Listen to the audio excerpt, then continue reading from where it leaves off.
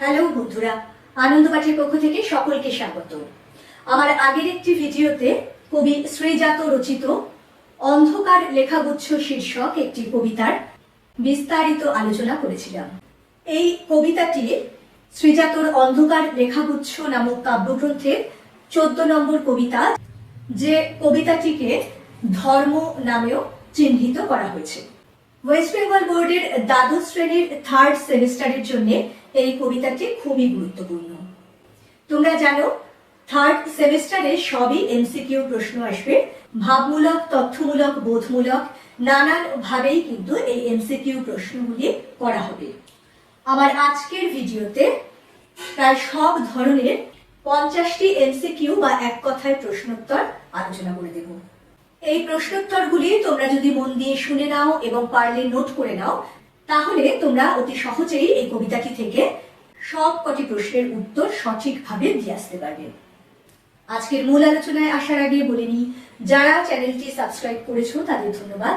যারা এখনো করনি, তোমাদের এই আলোচনাগুলি যদি ভালো লাগে তাহলে অবশ্যই লাইক, বন্ধুদের মধ্যে শেয়ার এবং সাবস্ক্রাইব করে পাশে থেকো। চলে আসছি আজকের আলোচনা, অন্ধকার লেখাগুচ্ছ কবিতার এক কথায় প্রশ্নোত্তর। প্রশ্ন নম্বর 1, শ্রীজাত রচিত অন্ধকার লেখাগুচ্ছ নামক কবিতার সংগ্রহটি কত সালে প্রথম প্রকাশিত হয়? উত্তর হলো 2017 সালে। এই কবিতায় শ্রীজাত কি ধরনের ছন্দ ব্যবহার করেছেন? উত্তর মুক্ত ছন্দ। 3, শ্রীজাত রচিত অন্ধকার লেখাগুচ্ছ নামক যে কবিতার সংগ্রহ, তা কোন সমাজকে প্রতিফলিত করেছে? উত্তর আধুনিক সমাজকে। 4 নম্বর প্রশ্ন, এই কবিতা অনুযায়ী আব্দুল করিম খাঁর ধর্ম কি ছিল? উত্তর সঙ্গীত। 5, কবিতা অনুযায়ী আইনস্টাইনের ধর্ম কি ছিল? উত্তর হবে দিগন্ত পেরোনো। 6, কবিতা অনুযায়ী কবিরের ধর্ম কি ছিল? উত্তর সত্যের বয়ান। 7, কবিতায় বাতাসের ধর্ম কি বলা হয়েছে? উত্তর অবিরাম বয়ে চলা। 8, ভ্যান গগের ধর্ম কি ছিল? উত্তর ছবি আঁকা। 9, গার্সিয়া লোরকার ধর্ম কি ছিল? উত্তর কবিতার জয়। 10, লেনিনের ধর্ম কি ছিল? উত্তর হবে নতুন পতাকা তোলা। 11, কবিতায় আগুনের ধর্ম কি বলা হয়েছে? উত্তর ভস্ম তৈরি করা। 12, শ্রীজাত রচিত অন্ধকার লেখাগুচ্ছের ধর্ম নামক যে কবিতাটি আমাদের পাঠ্য, সেই কবিতার ভাষা কেমন? উত্তর সহজ কিন্তু গভীর অর্থবহ।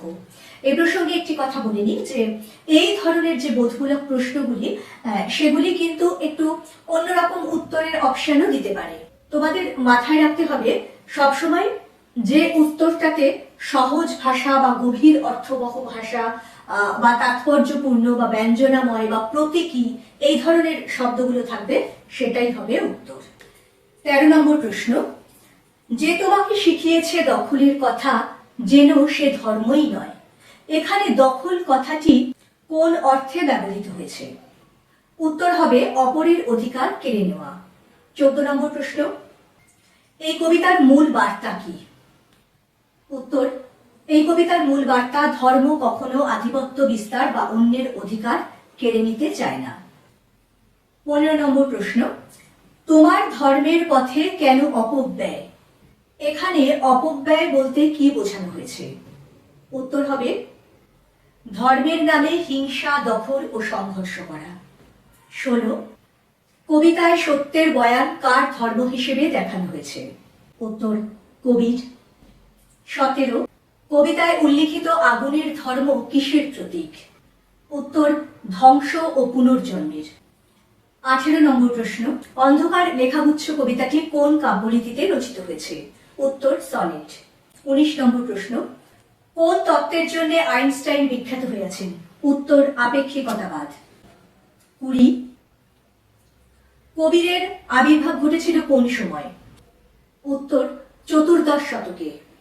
21, কোন ধর্ম আন্দোলনের সঙ্গে কবির সংযুক্ত ছিলেন? উত্তর হবে ভক্তি ধর্ম আন্দোলনের জন্য। 21, আব্দুল করিম খাঁর জন্মস্থান কোথায় ছিল? উত্তরপ্রদেশ। 22, শ্রীজাত ধর্মের নামে দখলদারির যে বিরোধিতা করেছেন এই কবিতায়, তার প্রকৃত কারণ কি ছিল? উত্তর, কারণ এটি সমাজকে বিভক্ত করে। 23, লেনিনের ধর্ম ছিল নতুন পতাকা। এখানে নতুন পতাকা কথাটি কোন অর্থে ব্যবহৃত হয়েছে? উত্তর, বিপ্লব অর্থে। 24, বাতাসের ধর্ম শুধু না থামা কখনো। এই লাইন বা এই চরণটির অর্থ কি? উত্তর হবে অবিরাম চলার অনুপ্রেরণা। 25, কবি শ্রীজাত এই কবিতায় ধর্মের দখলদারিকে কিভাবে চিহ্নিত করেছেন? উত্তর, প্রাতিষ্ঠানিক আনুগত্য। 26, আব্দুল করিম খাঁ কোন ঘরানার শিল্পী ছিলেন? উত্তর, কিরানা ঘরানার। 27, ভারতবর্ষে ভক্তি ধর্ম আন্দোলনের অন্যতম প্রধান মুখ ছিলেন কে? উত্তর হবে কবির। এই প্রশ্নটি কিন্তু খেয়াল করবে, একটু আগে ঘুরিয়ে দিয়েছি এখানে। এইভাবে একটু ঘুরিয়ে ফিরিয়ে একই প্রশ্নের উত্তর কখনো কখনো দু একটা দিয়েছি, তার কারণ যাতে ঘুরিয়ে প্রশ্ন দিলে কি ধরনের প্রশ্ন দিতে পারে এবং তার উত্তরটা কি হবে সেটা তোমরা সহজে বুঝতে পারো। পরের প্রশ্নে আসছি, 28 নম্বর। অন্ধকার লেখাগুচ্ছ নামক যে কবিতার সংগ্রহটি, তার প্রধান কবিতা কোনটি ছিল? উত্তর হবে অন্ধকারের বৃত্তান্ত।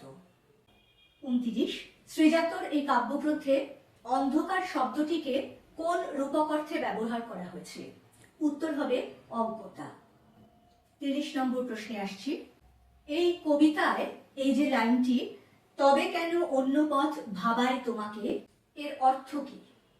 উত্তর হবে সব ধর্মেরই একে অপরের প্রতি সহনশীল হওয়া উচিত, অথবা সব ধর্মই আমাদের একই পথে নিয়ে যায়, বা কোনো ধর্মই মানবতার বিরোধী নয়, অথবা আপন বৈশিষ্ট্য অনুযায়ী নিজস্ব পথে চলাই প্রকৃত ধর্ম।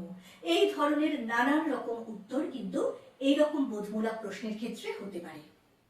31 নম্বর প্রশ্ন, এই কবিতায় সত্যের বয়ান কার ধর্ম হিসেবে দেখানো হয়েছে? উত্তর, কবিরের। 32, অন্ধকার লেখাগুচ্ছ কবিতার মূল প্রতিপাদ্য বিষয়টি কি? প্রকৃত ধর্মের মর্মার্থ উপলব্ধি করা এবং মানবতার গুরুত্বকে অনুধাবন করা। 33, কবিতার বক্তব্য অনুযায়ী এত এত ধর্ম কিভাবে একসঙ্গে থাকে? উত্তর, কারণ তারা একে অপরকে জায়গা করে দেয়, অথবা প্রত্যেকে শান্তিতে সহাবস্থান করে। 34 নম্বর প্রশ্ন, কবিতায় প্রশ্ন চিহ্নবোধক কোন লাইনটি উল্লেখ করা হয়েছে? উত্তর হবে তবে কেন অন্য পথ ভাবায় তোমাকে। 35, প্রাতিষ্ঠানিকতা শব্দটি কবিতায় কোন অর্থে ব্যবহৃত হয়েছে? ধর্মের বিকৃতি বোঝাতে। 36, কবি কেন অন্য পথ ভাবতে বারণ করেছেন? উত্তর, কারণ তা অপব্যয়। 37, যে তোমাকে শিখিয়েছে দখলের কথা, এখানে যে বলতে কার কথা বলা হয়েছে? উত্তর হবে প্রাতিষ্ঠানিকতা অথবা প্রাতিষ্ঠানিক ধর্মের কথা। 38, এই কবিতার মূল বার্তা কি? সহনশীলতা ও মানবিকতা। 39, এই কবিতায় ধর্ম কিসের প্রতীক? ব্যক্তি স্বাধীনতা এবং মানবতার প্রতীক। 40 নম্বর প্রশ্ন, গার্সিয়া লোরকার ধর্ম কবিতার জিত, এই কবিতার জিত কথাটি কি অর্থে ব্যবহৃত হয়েছে? উত্তর, কবিতার গৌরব। 41, প্রাতিষ্ঠানিকতা শব্দটি এখানে কিসের প্রতীক হিসেবে ব্যবহৃত হয়েছে? উত্তর, দমনমূলক পরিকাঠামোর প্রতীক হিসেবে। 43, কবি এই কবিতায় ধর্মীয় সহাবস্থানকে কিভাবে উপস্থাপিত করেছেন? উত্তর হবে উদাহরণ ও প্রতীক ব্যবহারের মধ্যে দিয়ে। 44 নম্বর প্রশ্ন, এত এত ধর্ম কিন্তু একই গ্রহে থাকে, এই লাইনটি কোন ভাবনার প্রতি আস্থা প্রকাশ করেছে? উত্তর, সহাবস্থান। 45 নম্বর প্রশ্ন, এই কবিতায় ধর্ম কথাটি কিভাবে উপস্থাপিত হয়েছে? উত্তর, একতা ও সৃজনশীলতার প্রতীক হিসেবে। 46 নম্বর প্রশ্ন, না থামা শব্দটি কোন প্রাকৃতিক উপাদানের ধর্ম বোঝাতে ব্যবহৃত হয়েছে? উত্তর বাতাসের। 47, অন্ধকার লেখাগুচ্ছ শীর্ষক কবিতার কাব্যশৈলী কিরূপ? উত্তর ব্যঙ্গাত্মক ও প্রতীকধর্মী। 48, কবির মতে ধর্মের মূল বার্তা হওয়া উচিত পরমত সহিষ্ণুতা, সৃজনশীলতা ও মানবতা। আর শেষের যে দুটি প্রশ্ন অর্থাৎ 49 এবং 50 নম্বর প্রশ্ন দুটি একটু অন্যভাবে বলছি, কারণ এভাবেও আসতে পারে শূন্যস্থান পূরণ হিসেবে। জাস্ট উদাহরণ দেওয়ার জন্য এই দুটো প্রশ্ন লাস্টে রেখেছি আমি। 49 নম্বরের প্রশ্নটি হলো, একই গ্রহে নানান ধর্ম থাকলেও তারা বলে ড্যাশ দিয়ে দিতে পারে। তার উত্তর কি হতে পারে? পরস্পরকে জায়গা করে দেয় অথবা সহাবস্থান করে। 50 নম্বর এবং আজকের মতো শেষ প্রশ্ন, যেন সে ড্যাশ নয় প্রাতিষ্ঠানিকতা। উত্তর হবে ধর্মই নয়। বন্ধুরা, নানান রকম ভাবে এবং নানান ধরনের এক কথায় প্রশ্নোত্তর আলোচনা করলাম এবং প্রত্যেকটি প্রশ্নোত্তরই কিন্তু ভীষণ গুরুত্বপূর্ণ।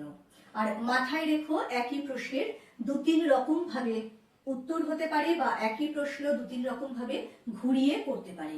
চেষ্টা করলাম তোমরা যাতে তার প্যাটার্নটা বুঝতে পারো সেইভাবেই এই প্রশ্নোত্তরগুলিকে সাজানোর। আশা করব মন দিয়ে এটি ফলো করলে তোমাদের এই পরীক্ষার এমসিকিউ বা এক কথায় প্রশ্নোত্তর লিখতে কোনো রকম সমস্যা হবে না। পরের দিন আরো একটি নতুন ভিডিও নিয়ে চলে আসবো। সঙ্গে সঙ্গে নোটিফিকেশন পেতে চাইলে সাবস্ক্রাইব করে বেল বাটনটি অন করতে ভুলো না। আজকের মতো টাটা।